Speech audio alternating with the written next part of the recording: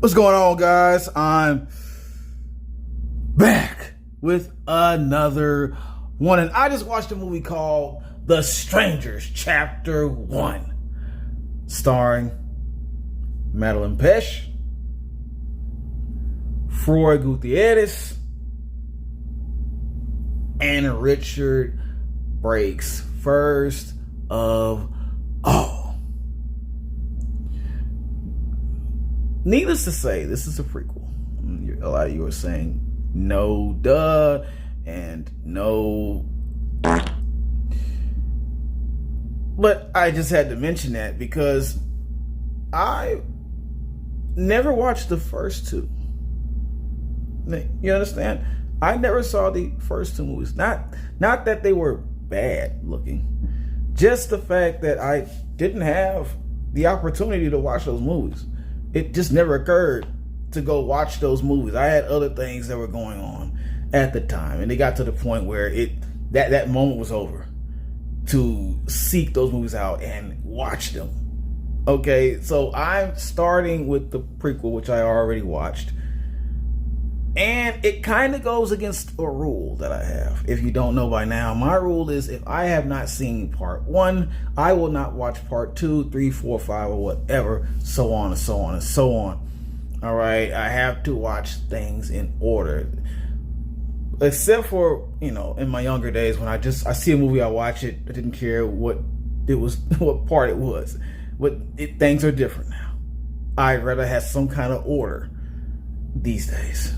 All right, as an older person, I need to know what the hell is going on in the movie. Okay? And so, with that being said, I have to talk about prequels that were better than the entire franchise itself. Or at least a good prequel. Just a good prequel. And the first one I need to bring up, Pearl. Yes, Pearl. First X came out. It had what it sounded like, and it didn't mind all that X stuff. All right, but the thing is, it's supposed to be a horror movie, and the horror in that movie wasn't any better than the weakest Texas Chainsaw Massacre movie. Honestly. So next year, right? The next year after that, Pearl came out and it saved the damn day. Right? It was done how a prequel is supposed to be done. And Mia Goth, or whatever her name, it's Mia Goth. Fantastic actress. Did her thing, saved the movie. Possibly saved the franchise. Well, she was in X2, I know, and she did a good job in there too, as both characters. But she carried Pearl. She carried Pearl. Honestly, she did. And yet now there's Maxine coming out later on. I've seen the previews for that.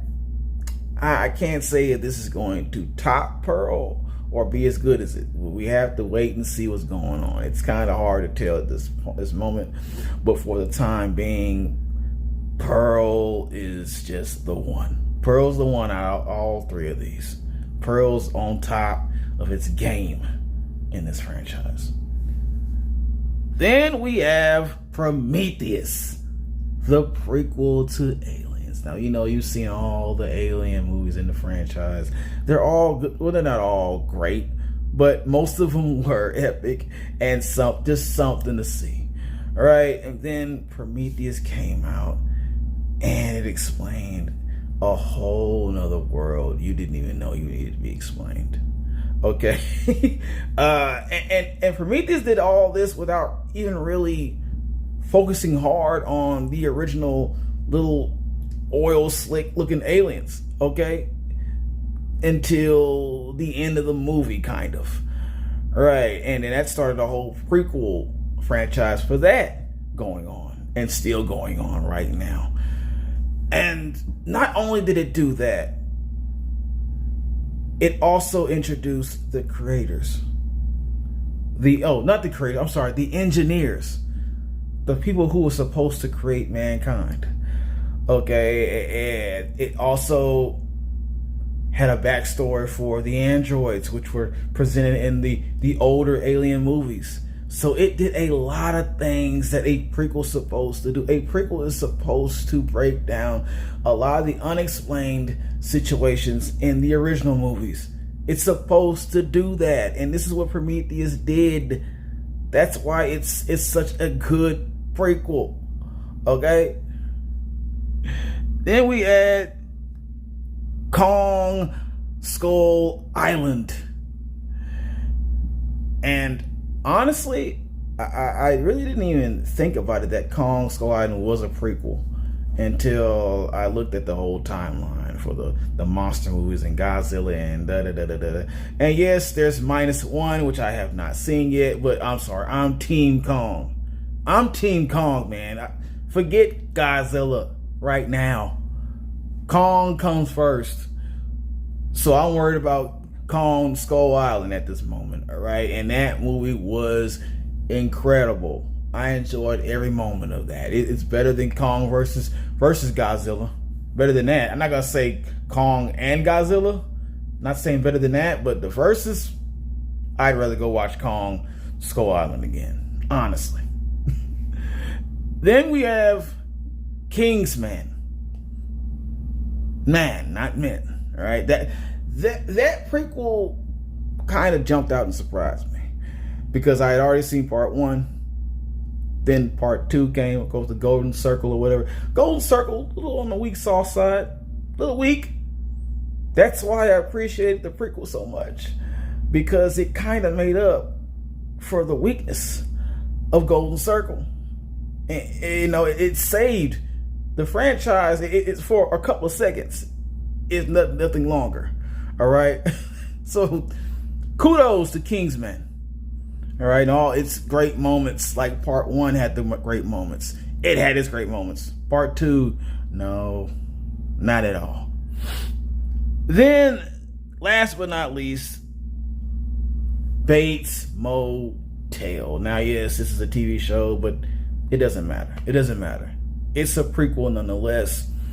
It most definitely is something I'd rather see than that old ass 1960s version of Psycho. All right, I still to this day I have not seen all of Psycho, or I just sit down and watch that entire movie. But the Bates Motel, and I haven't even watched the whole series for this. I've seen certain episodes on YouTube, honestly, and those were way more interesting than that old black and white 1960s. You get what I'm saying? And I'm not saying that all black and white movies are just boring. I'm not saying that, because I used to love watching black and white movies. But I'm just saying this, that it breathed life back into that franchise. It put life back into it. Appreciate that. Appreciate that.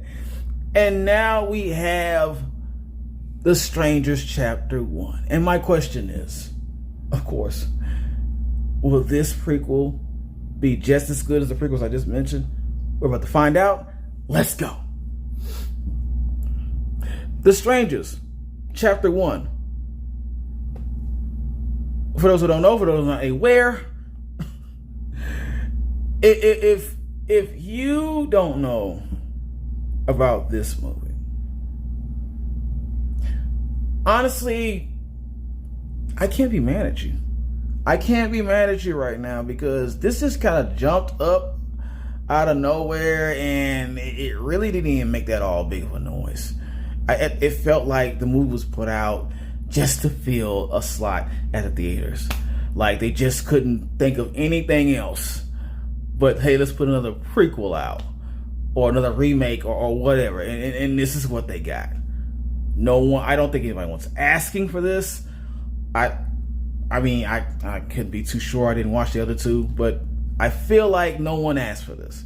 All right, so honestly, you get to slide here. You get to slide. Next time, man, don't play. Do not play with me. The Strangers Chapter 1 is pretty much about this couple who's taking a little ride out to the countryside, to a little boondock spot that I don't think they know anything about, and that's not a very smart choice already. but they're doing it. They're doing it, and on their way down there, they get a little trouble with their vehicle. All right.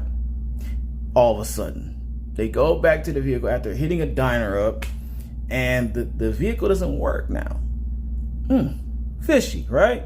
So a mechanic, all of a sudden, or the sheriff, offers to work on it, and he offers them a little cabin that he knows about, that they can stay in while he works on their car.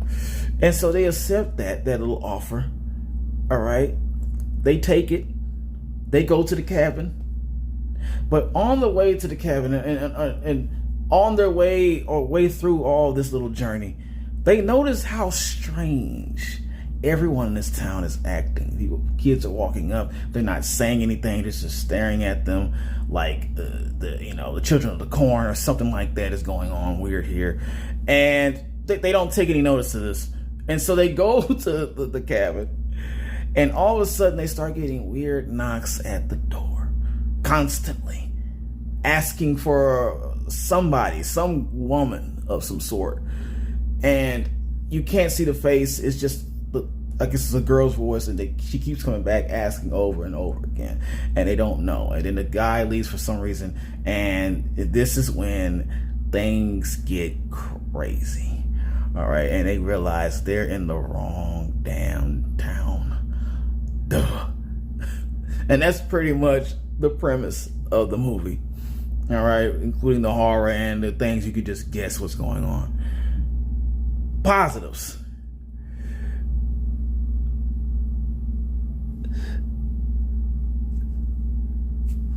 The nosy townspeople. And it's also, this is something that should have gave it away immediately. When you go into the diner and you're a couple and you're minding your damn business, and you're doing your thing, conversating, and then they ask you out of nowhere, "Hey, how long you guys been together?" And then, I think the guy he answered it. And then they say, "Well, why ain't you gotten married yet? Why, is there something wrong with you?" All these other weird questions. These weird ass questions. And they were all up in their business. Nobody else were they concerned about like this in that diner. But them, the new people in town. They were all up in the Kool-Aid. Okay? And it just, that was so odd to me. And I don't know why I liked it. Just, it was a good point in this movie for me, but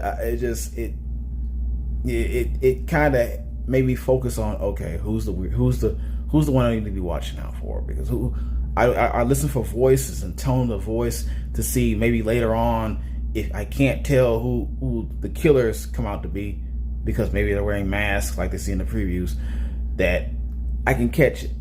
But didn't really help out really much that in this movie, but it had me alert. It had me at high alert, man. And that's why I appreciate that part. Another positive. The sneakiness of the killers. When they got in the house, okay, off the rip, you have to immediately look in the background of these characters, in the mirror, in the corner, in the darkest space in that room, that house, because these people are all over the house already. They're all around the house, and the way they sneak into the camera and they show the view of the killers just creeping up on this couple is crazy. They could be ninjas. They need to be ninjas. Are they ninjas? Because they could be. It's all about stealth. And these killers had stealth. They had plenty of, the whole family had stealth. Okay, it's crazy stealth. I was like, man, if nothing else, They know how to sneak. They definitely know how to sneak. That kind of creeped me out a little bit. That's probably, yeah, that's the scare point of this movie, probably. Just how good they can sneak around. Last positive. Suspicion of the couple. Let me explain what I'm talking about here.